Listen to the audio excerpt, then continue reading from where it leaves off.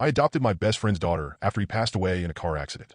Soon after I got engaged, my best friend since elementary school, Leo, and his wife were tragically passed away in a car accident, leaving behind their 11-year-old daughter, Amy. Although I'm Amy's godmother, we've always called each other niece and Tia, reflecting our close bond. I've been a part of her life since the day she was born, and she has always been and still is one of my favorite people. These past few months have been incredibly difficult for everyone. My best friend was a huge part of my life. I've known him longer than I've been without him. Our families became deeply connected through our friendship. Our parents are best friends because we were, and he and I used to refer to each other's parents as Mama and Papa, followed by the last name. Though he was an only child, my siblings treated him like their own brother. We shared so many experiences, from going to concerts to everyday events. I've even found myself buying him a concert ticket out of habit, only to realize he's not here to use it. I was the one who introduced him to his wife back in high school. We were the only two openly nerdy cheerleaders at our school, which made us close. When they had Amy young, I was there to support them. I even gave up eating the foods Amy's mom had to avoid during her pregnancy because I could see how tough it was for her. I was at the hospital when Amy was born, as her mom asked me to be nearby for comfort, and I was the first non-blood relative to meet Amy. I share all this to show how much my best friend and his family mean to me. They truly are my family. Their loss has been devastating for all of us, especially for Amy. After the accident, Amy went to live with her paternal grandparents. Thankfully, we all live in the same large city, so we're never more than an hour apart, even with traffic. The challenge is that her grandparents are much older, in their 70s, while my parents are in their 50s. Although they love Amy dearly, they're at a stage in life where they need some help themselves, particularly after losing their only son and daughter-in-law. Amy's maternal grandparents live out of state, and everyone agreed that uprooting her from her home and the people she knows wouldn't be the best decision. Her paternal grandparents felt it might be too much for them to care for her full-time and shared this with my parents, who then spoke to me about it. After discussing everything with my fiancé and in therapy sessions involving both of our therapists, we decided that we would be more than willing to take Amy in. We are financially stable, have enough space, and most importantly, we love her dearly. Even before the accident, Amy was at our house at least 3 times a week. She's actually the reason I have an art room, because creating art has always been our shared activity. Even at 11, she's an amazingly talented artist. When we approached her grandparents, they were completely on board with the idea, and I do think that a part of them had hoped we would take her without them asking us directly. However, when we had broached the idea to Amy, she was hesitant. It turns out that she is aware that I never wanted kids and is afraid that I will hate her for having to raise her. It 100% broke my heart that she felt that way, and I tried everything to convince her that was wrong. In the end, I told her the truth. I will never be able to replace her mom or her dad, and I have no plans to. Her parents made me her godmother because they knew that I would love and care for Amy the way they loved and cared for her. I could never hate her. My fiancé even pointed out that I was the one who had the idea to foster her. But I also had to stress to her that this is a new situation for all of us. We are all grieving together, and we are all jumping into this new living situation together. So there will be mistakes, but there will also be a lot of love. We also put her in therapy, which she has been very hesitant about, but after finding out that my fiancé and I are both regularly in therapy, she felt a lot more comfortable. My fiancé has been great through all this and is my absolute rock. He was also very close to my best friend. My best friend was going to be his groomsman and was the second person my fiancé asked after he asked his brother to be the best man. My best friend was the type of person who would see something and say, "This looks like something so and so would like, so I'm going to buy it for them." So some days I will catch my fiancé staring at one of those mini gifts for a long time. Or he will say something like, "I hope they both knew how much I love them." We hold each other tighter now when we hug and kiss longer than before. When I asked about Amy living with us, my fiancé was shocked and wasn't sure how he felt since change was happening lightning fast with the engagement, then the accident, and now with Amy. So I didn't bring it up again until he did a week later with, "I thought about it, and I think it would be good for all of us, but let's get our therapist together to make sure we aren't jumping the gun because we love her." Amy moved in right after Thanksgiving. All the families got together for the holidays with her to remind her that she is never alone. She has her mom's family out of state, but they call often, her dad's family, my fiancé's family, out of the country too, minus my fiancé's brother and his wife. And let's not forget all our friends and their families. There was a lot of crying, but a lot of laughing too. Her living with us is a huge adjustment, but nothing we can't handle. She has always been a sweet girl and very bubbly and loud. Since the accident, she has obviously been a lot more withdrawn and quiet. But I am seeing sparks of herself come back briefly and slowly. We had to switch her therapist a few times, but this current one is definitely helping a lot. Amy really likes her too. Her grades did slip a bit, but my fiancé has made it a point to do homework with her every day, and it made her cry the first few times he did it. He asked her if she wanted him to stop, but it turns out that it just reminded her of her dad, so it really meant a lot that her uncle was so willing to help her too. I was expecting some rebellion, but that hasn't happened.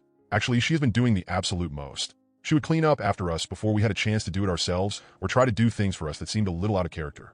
After some prodding, it turns out it was because she is afraid we would get rid of her if she upset us or did something wrong. We have stressed that in no way has that even crossed our minds. We are here for her, and unless she wants nothing to do with us, we will continue to be here for her through the good and bad. But let me tell you, I cried so much that night, feeling terrible that she felt that way. I want her to know that our love is unconditional, and it always has been. We are also in the process of setting up a trust for her. Her parents left behind money, and there is money coming in from their insurance policies too, so all that is going into that trust for her. I will also help supplement this trust, plus my fiancé, even though I stress that he doesn't need to. Neither I nor my fiancé will touch this trust. When she turns 18, she will have access to use the money for college if she decides to go, and a set amount will be available every month to live on. If she decides not to go, then she will still have access to a set amount every month. Side note, we would prefer she go to college and we'll encourage it, but her dad didn't go to college and did well as an artist, and we see that she has his talents, so we just want to be supportive of any decision she makes. When she turns 21, she will have access to the full trust to use as she wishes, but we will do our best to ensure she is responsible with it when the time comes. At the end of the day, she will be an adult, and we have to trust she will be responsible when she has access to the money. I also want to say we didn't come to this decision on our own. We consulted with all 4 sets of grandparents, and this was what we all thought was the best approach, as well as help from a lawyer. When Amy is a little older, we will discuss this with her, but for now she's still so young and dealing with a lot. Some nights I sleep with her in bed, with my fiancé sleeping on the floor by the bed, because she cries herself to sleep and she feels so alone. I don't know if that feeling will go away anytime soon. I think about how I'm in my 30s, and I still can't imagine not having my parents. So I really have no idea what she is feeling. The best I can hope for is that I can help the pain just a little bit. Amy's mom was going to be my bridesmaid, and I was going to have Amy be the flower girl, but I think I'm going to ask Amy if she would prefer to be my bridesmaid. Amy looks so much like both her parents, and I see so much of their personalities in her. A part of me feels like having her up there with me will make me feel like her parents are up there with me too.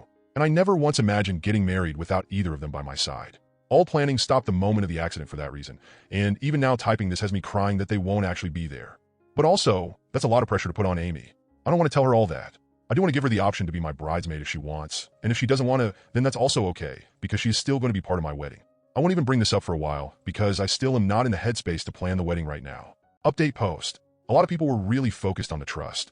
I commented on my previous post about it, so I'll add it here. Trust me, we are aware that 21 is still mentally really young. We consulted with all the grandparents regarding the trust, and most of them wanted to give her a lump sum at 18. The compromise was that the lump sum would be given at 21, with her having a sort of allowance from 18 to 21. I will also have her set up with our lawyer and financial advisor when she turns 18. Plus myself and my fiancé will always do our best to guide her. But she will be an adult at that point, so all we can do is give her all the tools to help make the best decisions for herself when the time comes. We can always change the rules of the trust if need be, but that is something that will be decided as a family. Right now, we are happy with where we landed. On to the update. David is my husband now. One night, we were talking, and we just didn't feel comfortable having the wedding this year, but we also didn't want to wait to be married. Life is short. So we went to the courthouse with Amy to make it official. We will be having the wedding next year to make it official. We are all still in therapy, both individual and family. We are also in a support group for children who have lost parents, and Amy seems to be doing really well in it. Amy is now 12. It was her first birthday without her parents, so I wish I could say it was an extremely happy occasion. This year has been a lot of firsts without them, and we will continue to have a lot of firsts without them. But she swears that despite crying a lot of the day, understandably, she wouldn't have been able to plan the day better herself. So a bittersweet success. Special mention. Amy has a best friend of 6 years, Monica, who I've known since she was 7. Monica is lovely. She's a bit sarcastic, which I find hilarious, and is a kind soul. According to Amy, she tried to distance herself from Monica because she felt like she was too sad to be around and didn't want to be a burden. Monica bussed herself over to our house and basically told Amy to knock it out and that she decides when Amy is too much, which will apparently never happen because Amy is her favorite person. I was always Team Monica, but that day solidified the fact that I would ride at dawn for her. We ended up getting Amy 2 rabbits as well. Why rabbits? Well, her parents' nickname for her was Bunny, and we were already planning on getting some kind of animal companion, so we landed on bunnies. Plus, our state has an overwhelming number of rabbits, and most get euthanized due to overpopulation, so they need all the love they can get. Why 2? Bunnies are social creatures and are happiest being raised with another rabbit. Amy is obsessed with paint and chalk. After showing her the ropes and doing her own research, she has completely taken over any and all care for them, despite us offering several times. She even has a space in the fridge labeled buns for the fresh greens that she cuts up every morning to give them. She decorated an area in her room for them because they will be in her room at night, but they are allowed to venture around the house during the day after we spend a full day bunny proofing. Amy's been very happy with them, and Pain even sleeps on the bed with her now, with Chalk only sometimes sleeping with her. It also means we are no longer sleeping in her room with her, and only a handful of times has she crawled into bed with us, like on Mother's Day and Father's Day. We are leaving for a trip to Europe next week. David and I love to travel, but I actually start to get irritable when I don't travel for a while. David jokes that I always need my fix. It's a 3-week trip starting in Poland to spend time with David's family for a week, and then to Asia from there. The plan was for Amy to be with us for the full 3 weeks, but she really pushed back, and we were confused about that. She only wants to go for the first week in Poland to meet David's family. Side note. His family adores her and has planned a "you're stuck with us forever" party for her. Whenever we asked about the rest of the trip, she said she didn't want to go and that we should go without her. If she didn't want to do something, we get it and don't want to force her. Understanding the why was tough for me. Does she not like traveling? No, she enjoys it. Is she afraid? No, she likes flying and thinks it's cool to see new places. Is it too much time away from home?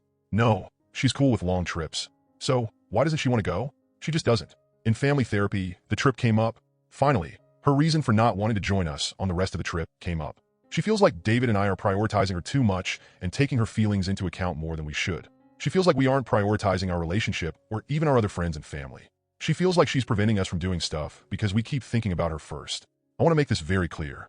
While David and I are prioritizing her more and 100% taking her feelings into account when we plan things, we still very much prioritize each other. We have a date night every week. If we do cancel, we make up for it. Our date nights did stop for a few months after Amy moved in with us, but that was just because we needed to adjust. She spends the night at Monica's every week, and that's usually when we do date night. And we do the same for Monica's mom every week. We also go to the gym together every morning. I'm not a morning person, but I am for David, and we communicate throughout the day. But she made a very good point about our friends and other family. It's been hard to balance a kid in the mix, and we have been a little neglectful. Sure, our closest friends and family usually just come over to our house and aren't shy about being themselves around Amy, but there are events that we have missed by prioritizing Amy. I'm not saying that we made the wrong choice, but she highlighted that we need to start taking care of our other relationships now that she feels safer with us. Amy really is the greatest kid. Even though it hasn't been a full year since they have passed, she has changed so much.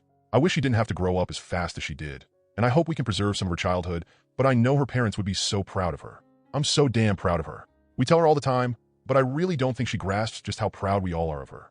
Anyhow, we still stress that we would love to have her on the trip with us, but she said we should have that time for ourselves. So we decided to leave this trip as is. My parents will come with us for that first week in Poland, and they will fly back home with Amy with her floating between all the grandparents while David and I are traveling. We will video call her every day to check in. We are already making more of an effort with our friends and family. Amy is also spending more nights with her many grandparents, whom she has been loving because I'm really lucky that I have 4 nanas and 4 papas. David is absolutely killing the parent role too. He has been more hands-on with Amy's schooling. He's the one who has been handling teacher school stuff and pickups. I do drop-offs. He has the contact information and has made better connections with the other parents of all the kids in her class, plus all her friends' parents. He's been joking about joining the school's version of the PDA, but I don't think he's joking. He's definitely the outgoing of the two of us, so it isn't surprising. I think I'm doing okay. Just like Amy is dealing with a lot of firsts without her parents, so am I. At first, I didn't think it was fair for me to even grieve since Amy's situation is just on a whole other level than my own. But my therapist had to remind me not to compare my grief with hers because it is just different. I sometimes imagine what my conversation with Leo would have been like if I told him I'm adopting this 11 to 12-year-old girl because her parents were my closest friends. He always understood why I didn't want kids, and he was so supportive about it when others disregarded my feelings. I wonder if he would have talked me out of it or if he would have encouraged me to do it. He would have been part of the village of people supporting me, whether he agreed with my decision or not. I just wish I knew what his thoughts would be about this whole thing. Sigh. I miss them both so damn much. But I'm also really lucky to have David and Amy. I don't know who said it, but they said it best. If you want the rainbow, you gotta put up with the rain.